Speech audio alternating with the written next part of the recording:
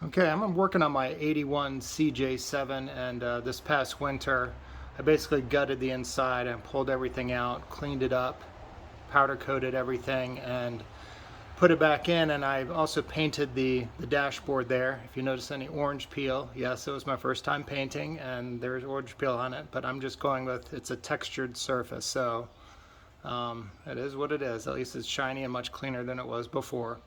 What I'm going to do is basically just show the wiring underneath there. So if you're reaching underneath there and don't have you just kind of what you're feeling around under there, because it's hard once the dashboard gets in there, it's difficult to get underneath there and see exactly what's going on. So I was going to do this video just for my benefit, but I thought I would go ahead and lay it out a little bit more and go ahead and post it and see if anybody else can help them.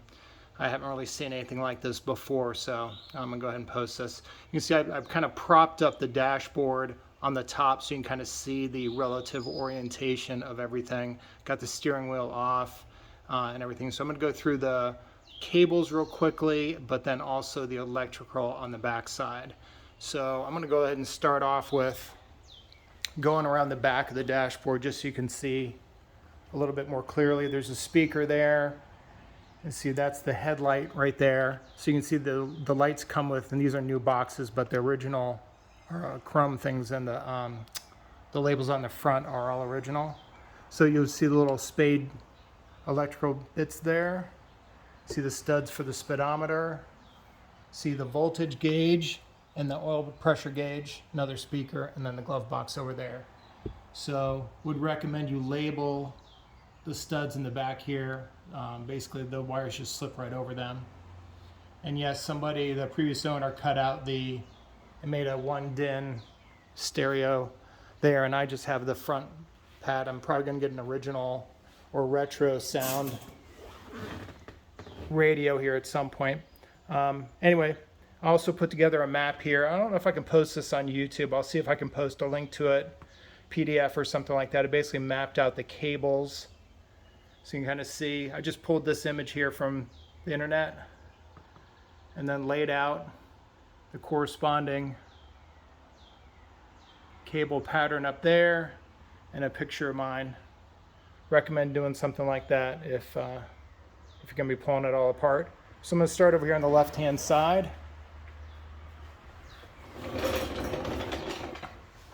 So here you can see the left hand side. This is a ground cable here. It doesn't go here, it actually goes underneath it, screws in underneath there, and it basically just grounds the dashboard or one of the places where it grounds.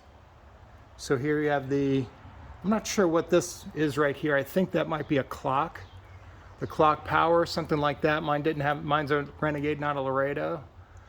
It's an inline 6 as well. It's a 258. Mine does not have the tack or the clock in it, but it may have the wiring, and this may be the clock wiring. Here's the lights for the headlight.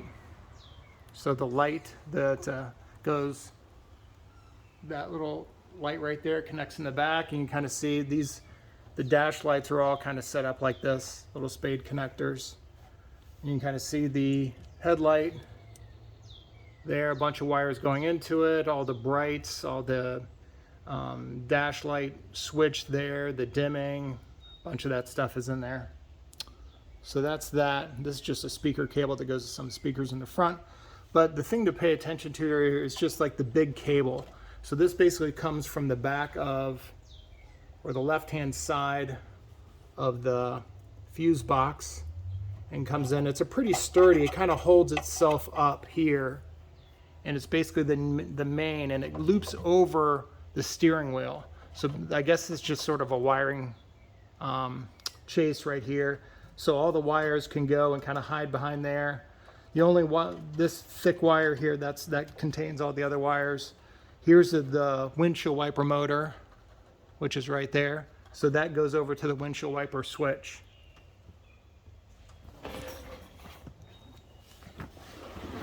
So you can kind of see it comes out all over here. Bunches of wires. There's one of the cables. I'll talk about that in a second. But so there's the windshield wiper switch right there, and that's that cable that goes up to the motor. You can kind of see the windshield wiper That's where that will come through there. There's a little chrome bezel that screws on the front. It's right there. Here is, I labeled it the tack. I'm pretty sure that's the tack, but mine does not have one, but it has the wires for it. Here's a little light that goes in the back of the windshield wiper. And then here is the fan motor. So I have that labeled. So that's the fan motor. Mine wasn't working when I did all the vent stuff and everything. And that fan motor piece will go right in the top there. So this will come through again. And there's, you can buy the knobs. I think they're Ohmix or something like that. You can buy those knobs that they'll go right on there. And then going to the speedometer, I've seen a couple of questions go on. Do you have to take apart your dash to pull out the speedometer? Do you have to take apart your dash to pull either these pieces out here, the voltage gauge or the oil pressure gauge? No, you do not. These come out. There's just a little bracket on the back with a couple of screws that hold in the wiring. And so these will pop right back out. So actually when I go to wire it up, I'll probably take those out, pull the wires through, connect it up, and then mount it in the back. It's pretty easy to do. The speedometer actually mounts from the back.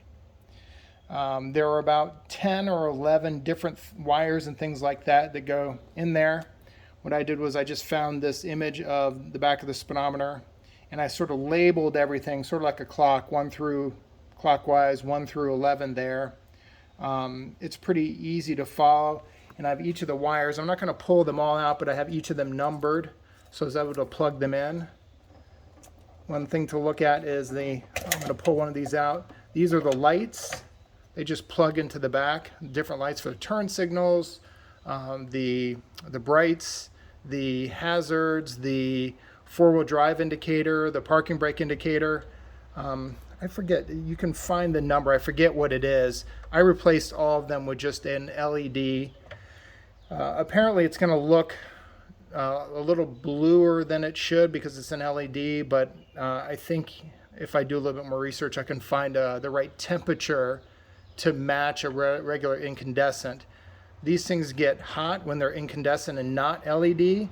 And when I pulled apart the speedometer and stuff, a couple of the blue inserts, lenses that this plugs into, they were in rough shape. And I think that's because the incandescents get so warm in there. So I'm switching to all LED little lights in the back, and they all seem to work just fine.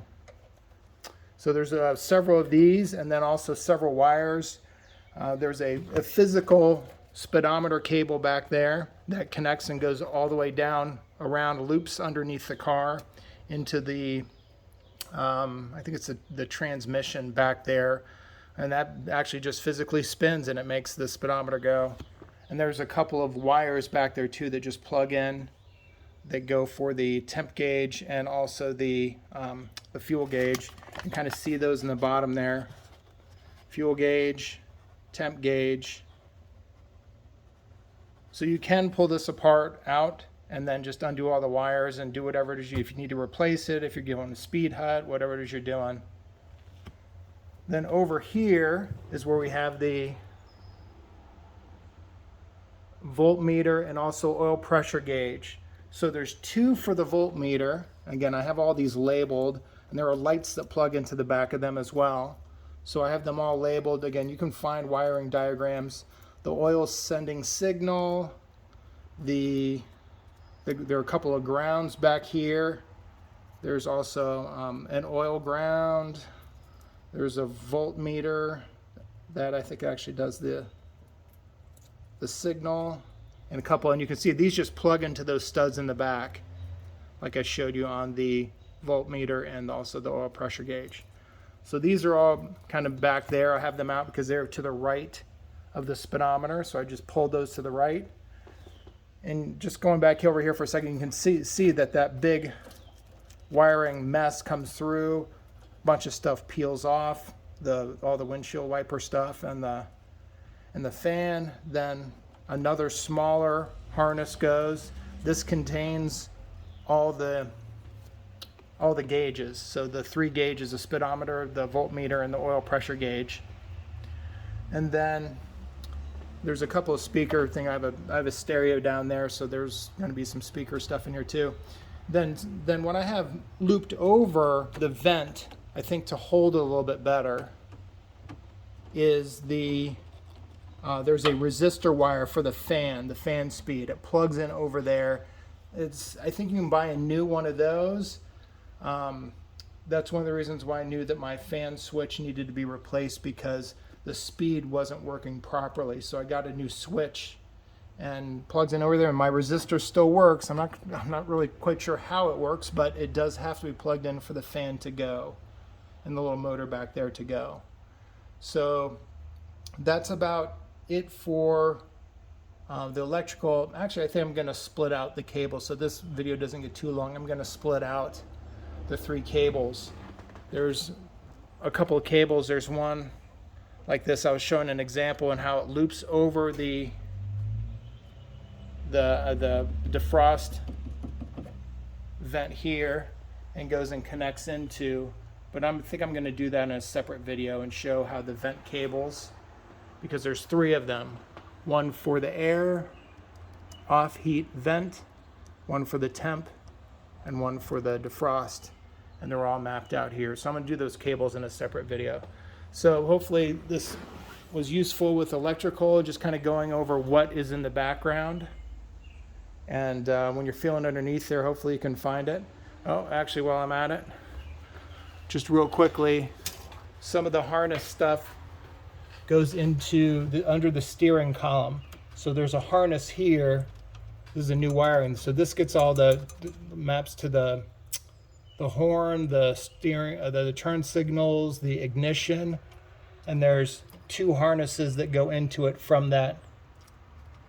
Again, you can find some wiring diagrams of it, but they just plug right into it. It is possible to pull or disconnect those 2 plugs. Again, there's 2 plugs here.